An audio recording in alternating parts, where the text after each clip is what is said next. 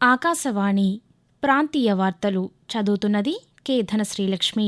ముఖ్యాంశాలు: కార్గిల్ విజయ్ దివస్ రోజు సైనికుల ధైర్యాన్ని గుర్తు చేసుకుందామని ముఖ్యమంత్రి నారా చంద్రబాబు నాయుడు పేర్కొన్నారు. వసతి గృహాల్లోని విద్యార్థుల పట్ల ప్రత్యేక శ్రద్ధ తీసుకుంటున్నట్లు రాష్ట్ర సాంఘిక సంక్షేమ శాఖ మంత్రి డాక్టర్ డోలా శ్రీ బాల వీరాంజనేయ స్వామి తెలిపారు. ఆయుష్ విభాగంలో 358 పోస్టుల భర్తీ చేయాలని ప్రభుత్వం నిర్ణయించినట్లు వైద్య ఆరోగ్య శాఖ మంత్రి వై సత్యకుమార్ యాదవ్ తెలిపారు. త్వరలో 3000 విద్యుత్ బస్సులను ఆర్టీసీలో ప్రవేశపెట్టనున్నట్లు రవాణా శాఖ మంత్రి మండిపల్లి రాంప్రసాద్ రెడ్డి తెలిపారు. మన్ కీ బాత్ 124వ సంచిక రేపు ఉదయం 11 గంటలకు ఆకాశవాణి ద్వారా ప్రసారమవుతుంది. వార్తల వివరాలు: కార్గిల్ విజయ్ దివస్ మన సైనికుల ధైర్యాన్ని గుర్తు చేసుకుందామని ముఖ్యమంత్రి నారా చంద్రబాబు నాయుడు పేర్కొన్నారు. గడ్డకట్టే శిఖరాలపై వారి విజయం ప్రతి భారతీయుడికి స్ఫూర్తినిస్తుందని సామాజిక మాధ్యమ వేదికగా వెల్లడించారు. సైనికుల ధైర్యానికి వందనం చేస్తూ వారసత్వాన్ని గౌరవిస్తున్నానని తెలిపారు. వసతి గృహాల్లోని విద్యార్థుల సంక్షేమం, వసతుల కల్పన, ఆరోగ్యం, చదువు పట్ల ప్రత్యేక శ్రద్ధ తీసుకుంటున్నట్లు రాష్ట్ర సాంఘిక సంక్షేమ శాఖ మంత్రి డాక్టర్ డోలా శ్రీ బాల వీరాంజనేయ స్వామి తెలిపారు. ప్రకాశం జిల్లా గరాయకొండ బాలుర వసతి గృహంలో ప్రమాదవశాత్తు గాయపడి ఒంగోలులోని ప్రభుత్వ సర్వజన ఆసుపత్రిలో చికిత్స పొందుతున్న విద్యార్థి ఎస్ ఆంజనేయులు, గిద్దలూరు కళాశాల బాలుర వసతి గృహంలో పాముకాటుకి గురై చికిత్స పొందుతున్న విద్యార్థి శివకుమార్ను ఈ ఉదయం మంత్రి పరామర్శించారు. విద్యార్థి ఆరోగ్య పరిస్థితిని వైద్యులను అడిగి తెలుసుకున్నారు. అనంతరం ఆయన పాత్రికేయులతో మాట్లాడుతూ, మా ప్రభుత్వం వచ్చిన తర్వాత విద్యార్థుల సంక్షేమం, వసతులు మెరుగుపరచడం, ఆరోగ్యం వీటన్నిటి మీద ప్రత్యేకమైన దృష్టి సాధించాం. ఈ సంవత్సరం కూడా ఎప్పటి నుంచే ట్యూటర్స్ని పెట్టి 100% రిజల్ట్ బాగా చదివే పిల్లలు కార్పొరేట్ దీటికి వచ్చేదానికి చర్యలు తీసుకుంటున్నాం. 13 నెలల్లో 100 కోట్లతోటి కొత్త భవనాలు మంజూరు చేశాం.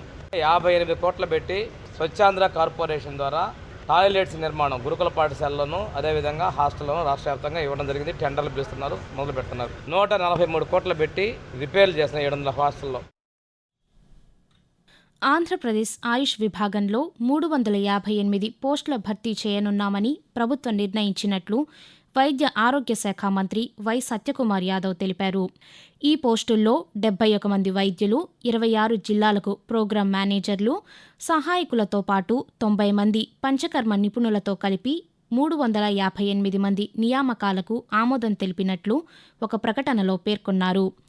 ఆయుష్ సేవల విస్తరణ కోసం సత్వరమే నియామకాలు చేపట్టాలని అధికారులను ఈ సందర్భంగా ఆయన ఆదేశించారు. 2024-25 సంవత్సరానికి కేంద్రం ఆమోదించిన రాష్ట్ర వార్షిక కార్యాచరణ ప్రణాళికలో భాగంగా పలు కార్యక్రమాలు చేపట్టామన్నారు. ప్రయాణికుల సౌకర్యార్థం, పర్యావరణ పరిరక్షణకు త్వరలో 3000 విద్యుత్ బస్సులను ఆర్టీసీలో ప్రవేశపెట్టనున్నట్లు రవాణా శాఖ మంత్రి మండిపల్లి రాంప్రసాద్ రెడ్డి తెలిపారు.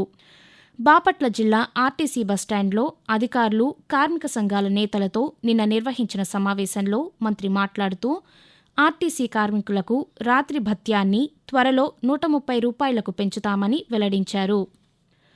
ప్రపంచ మడ అడవుల దినోత్సవం ఈరోజు. మాంగ్రూవ్స్గా పిలిచే ఈ మడ అడవుల విశిష్టతను గుంటూరు డివిజన్ అటవీశాఖ principal chief conservator S Sridhar వివరిస్తూ, హుద్హుద్, సునామీ వంటి వైపరీత్యాల నుండి తీర ప్రాంతాలను కాపాడటంలో కీలక పాత్ర పోషిస్తున్నాయన్నారు. భూ ఉపరితలంపై కార్బన్ డయాక్సైడ్ను తగ్గించటంలోనూ మడ అడవుల కీలక పాత్ర పోషిస్తున్నాయని పేర్కొంటూ, మడ అడవులు అనేటివి ప్రత్యేకమైనవి.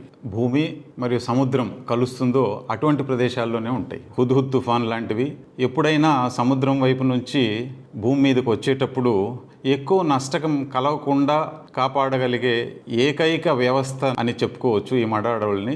కార్బన్ని ఎక్కువ సీక్వెస్ట్రేషన్ చేయటంలో ప్రముఖ పాత్ర వహిస్తాయి.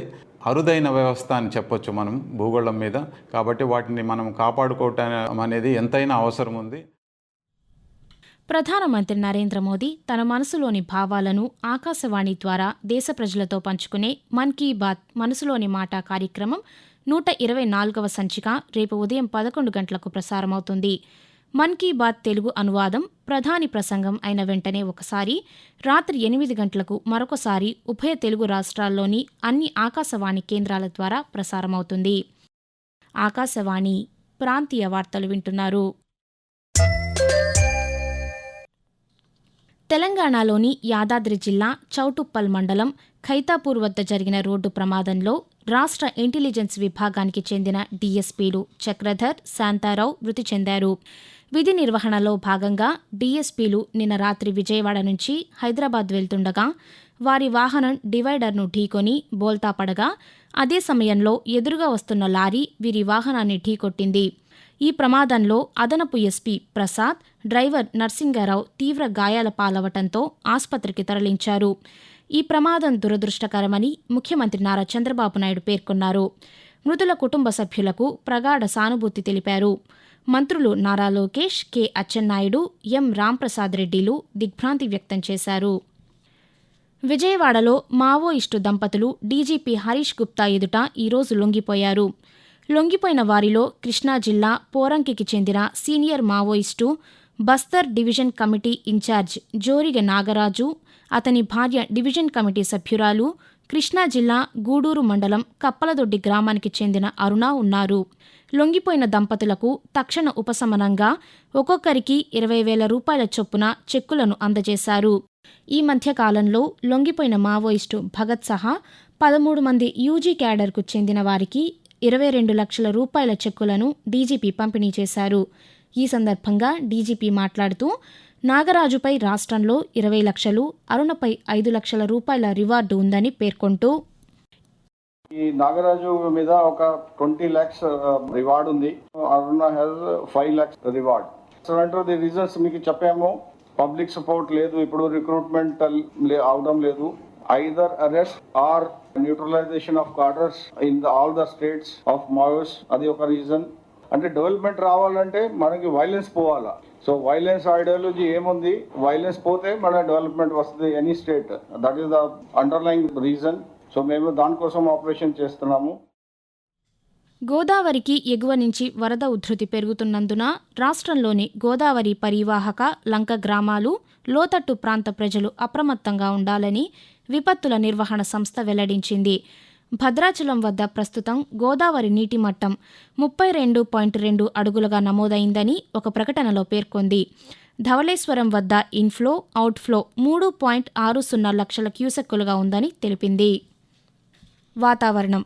ఉత్తర బంగాళాఖాతంలో ఏర్పడిన అల్పపీడనం వాయుగుండంగా బలపడి వాయువ్య బంగాళాఖాతం వైపుగా కదులుతూ నిన్న పశ్చిమ బెంగాల్, బంగ్లాదేశ్ మధ్య తీరం దాటిందని అమరావతిలోని భారత వాతావరణ కేంద్రం తెలిపింది.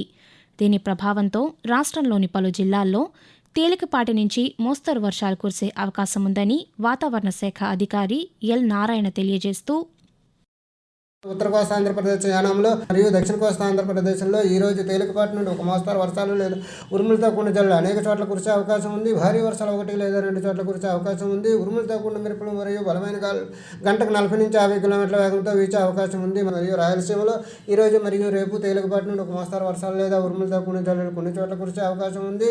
ఉరుములతో కూడిన మెరుపులు మరియు బలమైన గాలులు గంటకు 40 నుంచి 50 కిలోమీటర్ల వేగంతో వీచే అవకాశం ఉంది. ప్రాంతీయ వార్తలు ముగించే ముందు ముఖ్యాంశాలు మరొకసారి. కార్గిల్ విజయ్ దివస్ రోజు సైనికుల ధైర్యాన్ని గుర్తు చేసుకుందామని ముఖ్యమంత్రి నారా చంద్రబాబు నాయుడు పేర్కొన్నారు. వసతి గృహాల్లోని విద్యార్థుల పట్ల ప్రత్యేక శ్రద్ధ తీసుకుంటున్నట్లు రాష్ట్ర సాంఘిక సంక్షేమ శాఖ మంత్రి డాక్టర్ డోలా శ్రీ బాల వీరాంజనేయ స్వామి తెలిపారు. ఆయుష్ విభాగంలో 358 పోస్టుల భర్తీ చేయాలని ప్రభుత్వం నిర్ణయించినట్లు వైద్య ఆరోగ్య శాఖ మంత్రి వై సత్యకుమార్ యాదవ్ తెలిపారు. త్వరలో 3,000 విద్యుత్ బస్సులను ఆర్టీసీలో ప్రవేశపెట్టనున్నట్లు రవాణా శాఖ మంత్రి మండిపల్లి రాంప్రసాద్ రెడ్డి తెలిపారు. మన్ కీ బాత్ 124వ సంచిక రేపు ఉదయం 11 గంటలకు ఆకాశవాణి ద్వారా ప్రసారమవుతుంది. ఆకాశవాణి ప్రాంతీయ వార్తలు ఇంతటితో సమాప్తం. తిరిగి సాయంత్రం 6 గంటల 10 నిమిషాలకు విశాఖపట్నం కేంద్రం నుంచి ప్రాంతీయ వార్తలు వింటారు.